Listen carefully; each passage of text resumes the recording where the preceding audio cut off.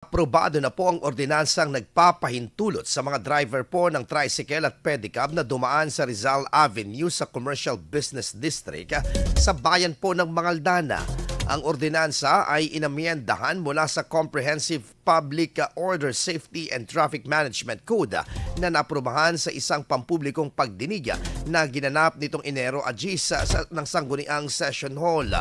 Dumalo sa pagdinig ang mga kinatawan ng Mangaldan PNP at Public Order and Safety Officer Poso na siyang aalalay sa pagpapatupad ng nasabing ordinansa. Inaasahan na mas maraming kikitain ng mga ito dahil sa mga pasahirong maisasakay sa nabanggit na daanan.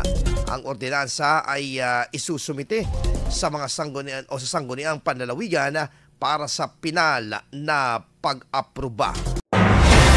IFM News. IFM News. IFM News.